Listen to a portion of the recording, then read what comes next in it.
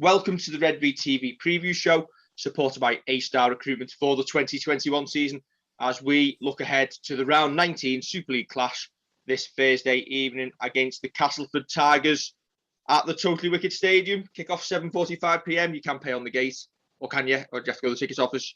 Whatever, be there if you can. Peter, you'll be watching on Sky this week because you're back up in sunny Scotland. Kev, well, you'll be on a sunny West Stand. Looking yeah, forward to I it. will. Kev? He's got to do this, hasn't he, Peter? He's got to do this right. I am looking forward to it, to be honest. After the win against Catalan, and a good win. I know there are quite a few out, but still a good win. Another step up in performance after the whole game. Looking forward to kind of getting stuck in again and hoping we can go. We can keep on this trajectory of putting in slightly better performances week after week. Peter, a game we should win on Thursday evening, though. Pretty routine. well, funny enough, just before we started, I had been thinking about this. I don't think there's anything routine because they obviously got a very, very good win against Leeds. Admitted the Leeds aren't great, so that's given them a bit of confidence. They've got some other bodies back as well, which will further give them a boost. I'm a believer in these law of averages that every so often, if it's been so long without a victory somewhere, it's bound to happen at some point. And we're playing so well, it's just get kind of like, disaster written all over it. I mean, normally you chalk this up as a comfortable Saints win, yes, but Cass are one of these teams that, you couldn't rule out anything happening. Our defence has been great. There's no doubt about it. As Kev alluded to, Saturday I thought we played really, really well for the most part. And yeah, they had a few bodies missing, but a lot of their younger guys and inexperienced guys really stood up and got tore in and performed pretty well. Certainly after the first 50 minutes. So I think Thursday might actually be tougher than Saturday's game, because it'll be a full strength cast coming with confidence. And I think we'll need to, as Kev said, step up again from Saturday to claim the win for sure. Yeah, you say things like that, Peter, about things happening when they haven't happened for so long. That usually only happens to Everton when you're driving along on the way to the match and you hear Les Ferdinand hasn't scored in his last 12 games. You know he's going to put one in the back of the net that day. That said, it is 29 years since Castleford last won in St. Helens. Kev was 20, I was 6. You were a young whippersnapper yourself. 20, you cheeky man. That's terrible, isn't it?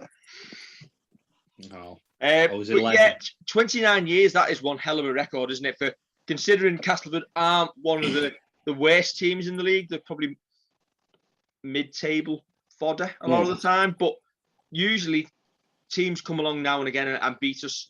It's going to happen now, isn't it? Well, that's the thing. I mean, you're talking about mid-table. Sorry, on you go, Kev. No, go on, Peter. I'm just saying now he said that.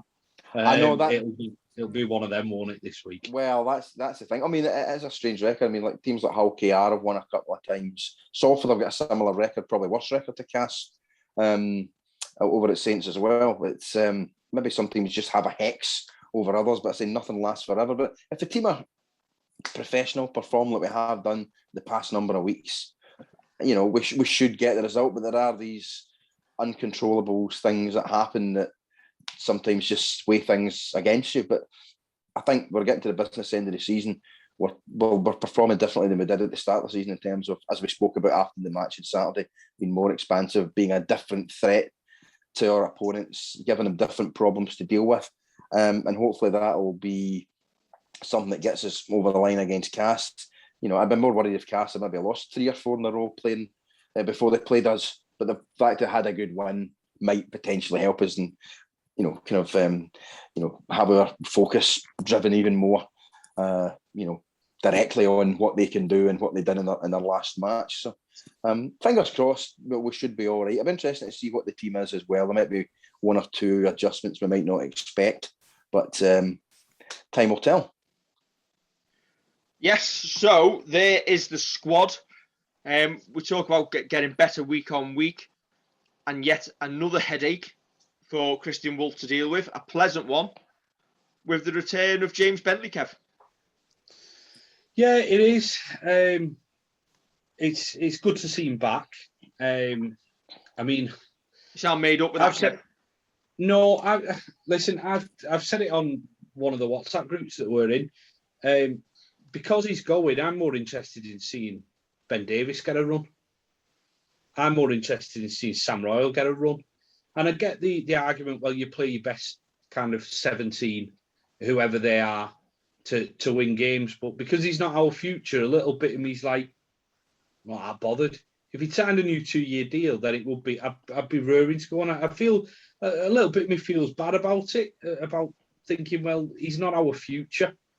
So I don't know. I'm just a bit tempered with it, to be honest, Dave. I'm a bit tempered with it. In that case, then, Kev, are you putting Jack Wellsby at full-back and dropping Lachlan Coote as well, then? Well, there's the argument there, yeah.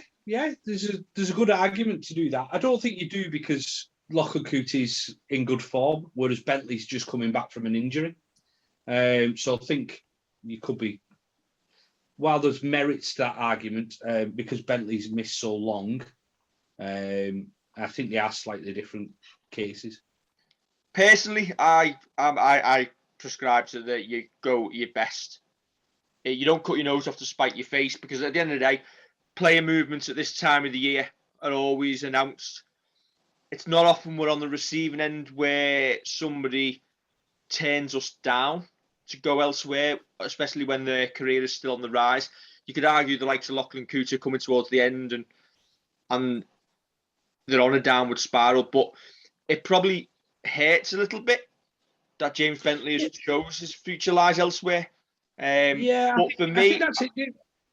I think that's it. I'm not turning around saying I don't want to see James Bentley kind of play for us, but I'm just tempered by it. I'm just, because he is going, and it probably is that little bit of hurt that he's chosen somebody else. And listen, you've got to do what's best for you in a short career. We reiterate that time and time again. But as I say, a little bit of me's just like, I'm not bothered about seeing him come back in. If Coots had been out injured in exactly the same way, I know what you're saying about him kind of coming towards the end of his career, but you'd be like, well, just leave Wellsby in the shirt. If Theo Fage came back before the end of the year and he's moved to Huddersfield, he's all confirmed, I'd be saying leave Lewis Dodd in the shirt. But you talk about the likes of Ben Davies. Do you want to see Ben Davies and Saints getting the experience? But when it comes to a grand final, who would you rather have on the team, a James Bentley or a Ben Davies at this moment in time? But it depends. Well, at this moment in time, Ben Davies, because he's had Super League experience more recently than James Bentley has. James Bentley's only just coming back from injury. So if you're saying now, as we're filming this, who I'd rather have in, I'd rather have Ben Davies because he's more match fit. Okay. Peter? And he's played some games for Salford, and I've seen Salford fans on Twitter saying that he's going to be a very good player, and they were gutted that Saints kind of took him back off him because he went over there on loan. But if you're saying right now, obviously, if you turn around and say, do I take James Bentley last season or Ben Davies now in the form, then yeah, you go for Bentley. But because Bentley's coming back and kind of feeling his way back into full fitness, I'd take Ben Davies. Peter, you go with the deciding vote. Is he coming back in or is Ben Davies going in? Well, Christian Wolf has said that Bentley will be involved in the 17, so I think it's, from our point of view, a moot point us arguing about it. But I take what Kev's saying, and I totally understand it. Is it right that we get James Bentley match fit for Leeds for next season? But your point as well, Dave, is entirely valid. We have a title to win right now, and you pick your best team. There will be opportunities to rotate. I think the game against Lee, 4 days before we go to Warrington, you will see Ben Davies, who I think can play back row and centre, getting a run. You'll probably see Josh Sim come in, possibly Matty Foster, Josh Eves, and one or two others get a run out that night just to keep the guys fresh for the trip to Warrington. But I think you pick the best team you have available at the moment, because you don't want to say, well, we'll not play Lachlan Coote, we won't play Kevin Nagama. You look at potentially, we won't play Joel Thompson. Potentially like Amor, McCarthy, Scarsbrook might be retiring potentially at the end of the season, will leave them out as well. You don't want to, as you said yourself, cut your nose off to spite your face. But I don't think James Bentley should be a first pick for the rest of the year. There's other guys who have been playing consistently well in his absence, like Joe Batchelor, who we discussed the weekend, like Joel Thompson has come back into form as well. I don't think Bentley should automatically be in the 17. I think he'll play this week with probably Matautia at loose forward, where Matty Leaves fits in, who drops out for him will be an interesting one as well, I think. But Bentley's a guy that always gives his all. There's no question of that. I don't think there'll be any divided loyalties. He'll come in, he'll get ripped in, and he might only get 20, 25 minutes against Cass, but he'll do us a good turn, I'm fairly sure. And that's I'll reiterate again. It's not that I don't want to see James Bentley play. I'm just because he isn't our future and he's chosen his future is elsewhere. And we've got other lads coming through who can play his position. My feelings towards him are just, I'm a little bit meh about his comeback. I'm not as interested as if, I don't know, like Mark Percival, you take full kind of, you want Mark Percival to come back in and you wanted him to be all guns blazing after all the horrendous injury that he's had recently. Was James Bentley, do I want him to see him do well for Saints? Of course I do. Of course I want to see the lad do well. Of course I want to see him back to full fitness. But I'm just a little bit about it, a little bit. So what? A little bit weird, a little bit wild, a little bit. Yeah. At the start of the season, Kev, our feelings would have been different. While he was still, his contract situation wasn't altered in any way. And when he went out the team injured, we were all, that's a disaster. Whereas now other players in his absence have come in. We've seen, as you say, Ben Davis go well for Salford. We've seen Matty Foster have a few outings at Lee and looks a Super League standard. So we know that we have the bodies there. Jake Wingfield to come back hopefully soon as well. So, we do have these guys, but you can't throw probably too many of them in the one go when you've got a three-peat to be picking up. How nice is it at this stage of the year, though, to look at the squad numbers and see that only your 7, who's obviously gone for the 8, but your 13, who's got a slight niggle, is missing in your numbers between 1 and 22. Yeah. Kudos must go to the conditioning staff. And obviously, there's a little bit of luck involved there with injuries, but the conditioning staff and the fitness staff of the club doing well to keep us going this deep into the season. Very much. Yeah. I can't help wondering, actually, tomorrow night, if we've spoken about who Matty Lees would come in for.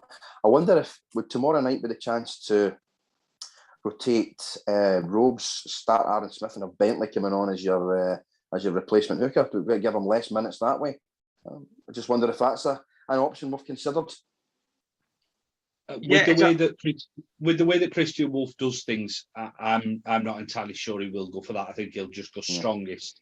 Bentley might be thrown in the middle as a 9, or do a little bit of work on the edge, do a little bit of both possibly. But I think Roby will play. I think you're looking at that Lee game as possibly the night that James Roby can sit in front of the telly with a split and fish and enjoy himself. So, 4 to miss out. I think the obvious ones are Josh Sim, Ben Davis. Where do your other 2 come from in that squad then? Aaron Smith, 3rd? Probably. Yeah, probably. Who's your 4th? Do you rest one of your props? That would appear the most likely option. Who it would be? Maybe give Louis a week off? Louis has been doing a lot of minutes and running a lot of hard yards. I mean, he's been in great form. But do you maybe, if you leave him out, you give Matthew Lees the chance to start while you've still got Iggy coming off the bench as well. So you could give Louis that game off and perhaps rest Kylie more in the next game, for example, because obviously you need these guys fully fit and firing for the end of the season. So, and at their age, perhaps getting one game off would be valuable for them and for the team as a whole. I think the best thing. Didn't Louis get the week off before Wembley? Yes, yeah. He didn't play at Wakefield, did he? So if I was going on the law of averages, I'd say possibly they might give Callum Moore the week off. Fair point. Yeah. Callum or as an outside better, I don't think they will, and I think this is, again, you look at that league game, Alex Walmsley. If Louis had a week off, you might look at giving him another week off in a couple of weeks' time, but he's already had one. Parsi missed the whole game, obviously with all the COVID stuff that was going on. So if he was just a close contact and could come straight back in, then, and he's not had any symptoms, not tested positive, but just gone through everything, then he's not going to get a week off. So to me, I'd probably give Callum more a rest anyway. I don't think he played big minutes either. On when did we play last? Saturday. I'm losing track of days. I'm on holiday from work as well, which makes things even worse. I just hope that I don't get a phone call from work saying you should be in today. I don't think Callum played big minutes against Catalan, so it could be that they're just kind of reducing his minutes a little bit and give him a little bit of a breather. Okay. Yeah. And he's possibly still giddy after 2 tries in 2 games as well, so it wouldn't do him any harm to bring him back down to earth a little bit. Yeah, possibly. Okay, next up, Cass squad. Liam Watts, Chase Blair and George Griffin all back in. Alex Foster, Brad Graham drop out, as well as Jimmy Kinehorst, who has returned to Hull KR. Jake Truman, not in that squad either. He's done for the year. He's gone for surgery. And Michael Shenton's also absent. So they are missing a few. I know we were talking earlier, maybe full strength, or best available. But any combination of our 17 should beat that. Yeah. Listen, you say that when you see the squads side to side, but we all know what happens if you turn up with the wrong attitude and wrong application. And they've got some very clever players there, though. Nye Levels, great player. Daryl Alfert's good finisher. Peter Matautia, and that's going to be good. And that should be, I think it has been the narrative of the week, building up that Sione and Peter are going to be playing against each other. And the little bits that they said in the press about scrapping on the field. Don't want any of that, Sione. We've got Wigan coming up. Want you in the mind for that? Yeah, exactly. Yeah. But they've got players who've got kind of people like Danny Richardson. He's going to want to come back and kind of make sure that Saints are thinking, listen, it's only one game, but this is what I still can do. And he might be putting himself in the shop window for next year, because Castle obviously getting a new coach. Looks like they're recruiting as well, and it might be a case of there was talk of Danny Richardson being offloaded and having to go find a new club. So he's got to turn around to that coach and say, I should be your 7 for the next couple of years.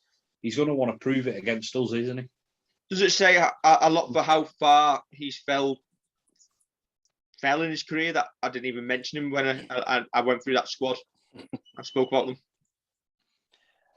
Yeah, possibly. Yeah. Probably, it could be. Is it one of these... just not worked out for him at Cass? It looked like a perfect fit when he was going there, Peter.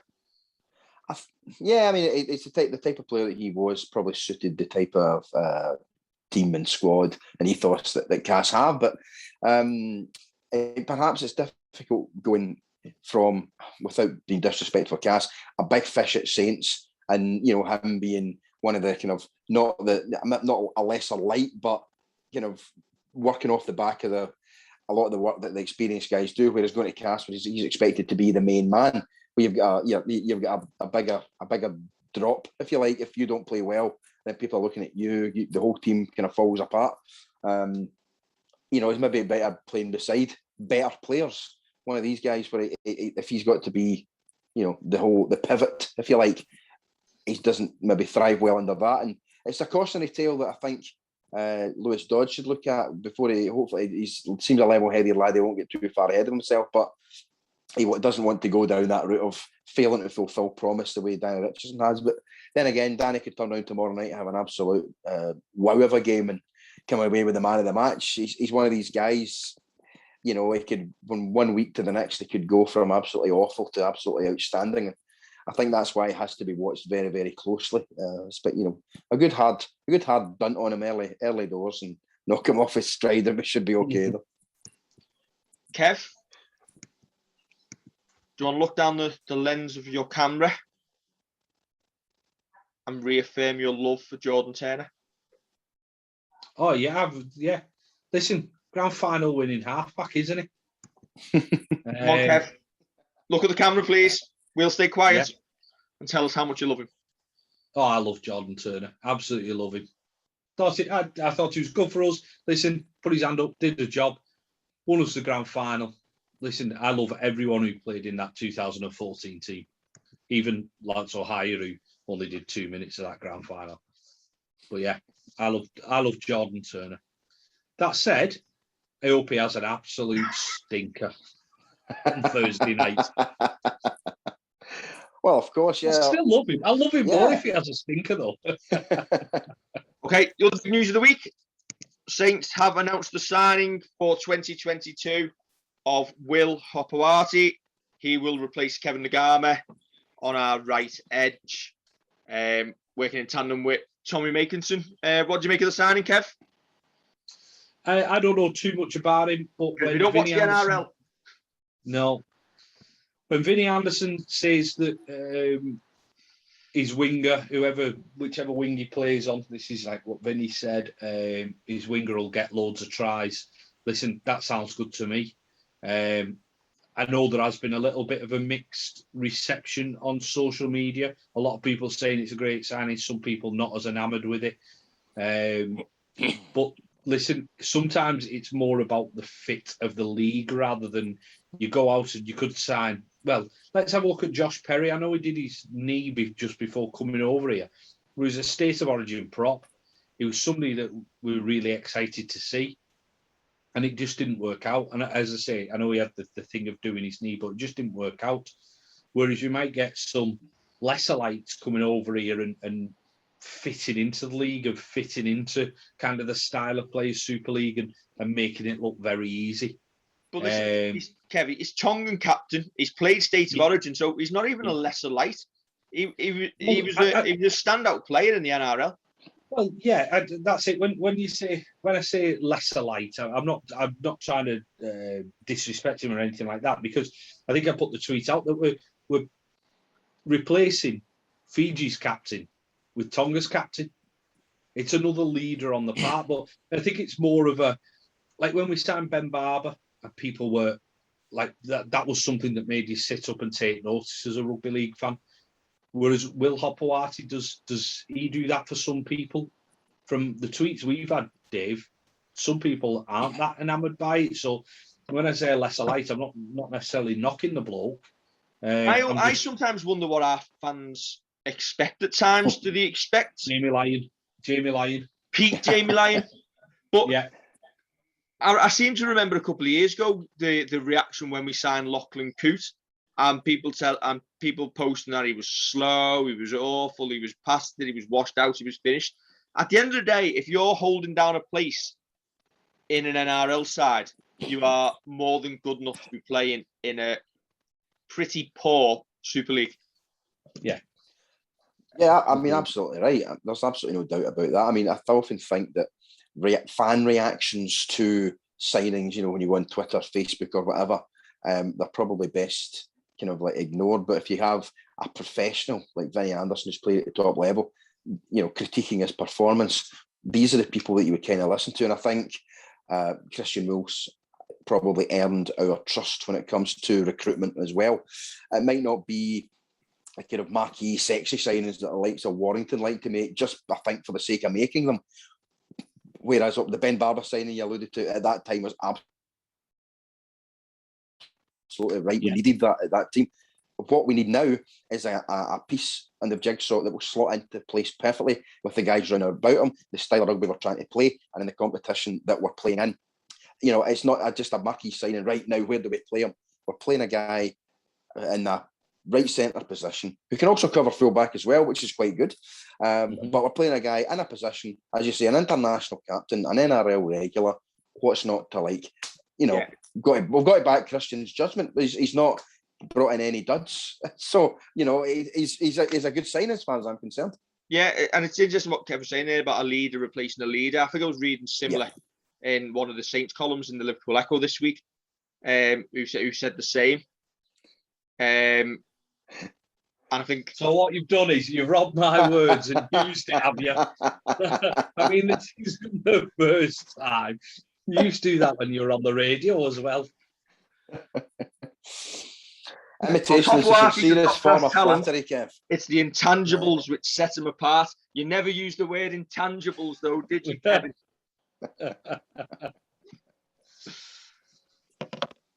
What can I say? We're a team. We're a team. Where does this leave Josh Sim? Obviously, he's been a little bit unlucky this season, Christian Wolf was saying. Obviously, with the lack of games, we haven't had to use the rotation that we otherwise would have, so he hasn't played as much. And I think Christian Wolf was saying in his press conference that next season, Josh Sim may well end up playing the role that Jack Wellesby's played a lot this year. So you'll see Josh Sim getting opportunities. He's on at centre, out on the wing, and possibly elsewhere in the team as well. Yeah, I mean, he mentioned him and Jake Wingfield, I think, as well, to have a lot more minutes next year, and Foster as well. And so these guys probably needed to hear that for them in terms of, right, I know I've got a future, because obviously Josh would be aware that Will Hopoate's coming in, and that, I wonder if I'm going to get the opportunities. When your coach says that, that's got to give him confidence that, you know, for the rest of this season, he might get a couple of run-outs, and for next season. So he hits pre-season and he's full of confidence and enthusiasm, and the same with the other lads as well. But I mean, these guys are getting valuable experience, and because of you can do the short-term loans, he knows he's going to get a lot of run-outs in Super League, and if he cuts the mustard, he knows that, you know, he's going to get his chances at Saints in the long run. It's a short career, but it's also quite early in his career, so he doesn't necessarily need to, you know, spit the dummy out and think, no, I want to play week in, week out, and end up, you know, going to like a Wakefield and then maybe going further down and making the wrong decisions. You know, he's going to get his opportunities. He's a good lad, Josh Sim. Anytime I've seen him, I've been very, very impressed. And I think once he gets a bit more kind of bulk about him, which I think he'll need to play week in, week out at Saints, he's going to be a really, really good player. Is it the way, Kev, where you make up your squad? Obviously, you've got your stars, you've got your 17, and then you've always got this little core of young players coming through who you're able to slot into different places. And listen, if Josh Sim plays the Jack Wellesby role next season, he'll probably get plenty of games with rotation, injuries, etc., and give him a chance to feel his way into the first team. And you never know, if Regan Grace doesn't extend after the end of next season, could you give him a year on the wing the following season? Yeah, I think it'll be good for him to almost have that Jack Wellesby-esque education. Jack Wellesby's going to obviously drop into fullback next year, but he now knows, because of, I think he's played every position apart from front row, hasn't he? He's had that kind of education where he goes into those positions and realises what playing in that position's like. So as a fullback, he's going to be talking to players in that position, but he'll know about it. It's not him just telling a winger to do something, a winger saying, no, that's not what we do out on the wing. Josh Sim could do the same. Interesting, Peter mentions that Hopoate can play fullback as well. So if we do get an injury there, Jack Wellesby does I don't know, pick up a ban, anything like that, which can happen. It could be that Hopoate fills in at fullback. All of a sudden, you've got Sim who can play centre, or you've got Makinson might play fullback. Kev, does it give you the option then as well, if Jack Wellesby at fullback isn't working out, you potentially switch them? Well, yeah, it does. It does. If you end up with, you just want to give Jack a week off because he's had a couple of tough weeks, as he will do as a young player finding his way. He will have some great weeks and he'll have some tough weeks. It'll be tough for him because he won't have his hands on the ball as much at fullback as he does when he's playing in the other positions in the team, when he's playing in the halves or when he's playing at loose or anything like that. But yeah, if we need to kind of give him a week off and let him kind of regroup and then turn around and say, right, we're going to give you this game against Wakefield and Hull KR next week away off. You just don't worry about it. You're back in another 2 weeks. But he gives you that opportunity just to kind of move things around, keep all the players happy because they're getting game time, and keep the education of these young lads that we've got to remember there's still young lads finding their way in the game. It keeps them happy, keeps them being educated in first team rugby. I'd like to come in on this briefly as well. Thinking over the last 2-3 years at Saints in the squad, you've had Lachlan Coote as your fullback, Jack Wells been there as cover. In the halves, you've had Johnny, Theo, and you've Lewis Dodd coming through, and Danny Richardson before that. Even in the backs, you had Adam Swift basically as a cover at wing. Now next year we don't have any of those. And if you're a Saints academy back, be it a fullback, wing, halfback, the guys maybe 17, 18, what an opportunity for you next year, unless we bring in maybe some cover out with, the cover for Jack Wellsby, cover for the halves, maybe from a Super League club or a Championship club and a kind of up and coming promising youngster. If we don't do that, we go down the route of what have we got in the academy. What an opportunity for these guys, because the Wellsbys, the Dodds. Pete, I think next year we're going to see the effects of COVID and the pandemic, and the lack 100%. of academy rugby that we've had over the last couple of seasons, because the players who should normally be coming through have missed out on, say, 12, 18 months, 2 years of their development. So there could be a bit of a period where you're not getting that production line coming through as quickly. Yeah, and that's the thing, because as you say, in normal circumstances, these guys will be getting the chance, and that will we give them the opportunity, or will we go and bring in a couple of players like a Dan Norman-esque guy from a Widnes, a York, or whatever, but as in the halfback position or on the wing, because I say there's gaps there in the squad, and there will be next year in terms of cover for the likes of Wellsby's not cover anymore next year. He's the main man. Lewis Dodd isn't cover next year. He's the main 7. So when he's injured, who comes in, for example? And if there's no one, we don't sign anyone, if there is a promising academy lad, they're going to get the opportunities. Perhaps the lack of money might be a motivation as well. Obviously, like the academy guys haven't had as many games, but will we have the same amount of potential budget? Will we be able to have the same amount of finances to go and bring in a decent player at covering those positions? If not, then, as I say, young guys coming through, the opportunities there to be the next Jack Wellsby, to be the next, Lewis Dodd. It's possible. It's there for them. What a chance. And what have you done? Don't know if this will show up on the recording, but we'll find out.